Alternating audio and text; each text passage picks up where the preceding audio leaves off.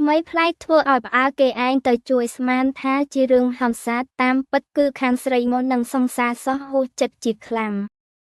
សមត្ថកិច្ចបានសួរនាំប្អូនស្រីឆ្លើយថាគាត់ជាសង្សារនឹងគ្នាមានទំនាស់នឹងគ្នាហើយប្អូនស្រីបានចុះទៅឈរនៅមាត់ទឹកស្ទឹងសង្កែមុខសាលាខេត្តបន្ទាប់មកបុរសជាសង្សារបានចុះទៅទាញខាងស្រីព្រោះខ្លាចគាត់លោតទឹកសម្លាប់ខ្លួនប៉ុន្តែខាងស្រីមិនព្រមឡើងមកក៏មានការប្រទាញគ្នាប្អូនស្រីបានឲ្យដឹងថាមិនបានប្រេយហិង្សាអ្វីឡើយគ្រាន់តែខាងបុរសជាសង្សារគាត់មានចេតនាចង់ទាញប្អូនស្រីឡើងមកលើវិញតែប៉ុណ្ណោះហើយមិនបានដាក់ពីប៉ានតឹងអីដែលកើតហេតុនៅខេត្តបាត់ដំបងថ្ងៃទី24ខែមេសាឆ្នាំ2025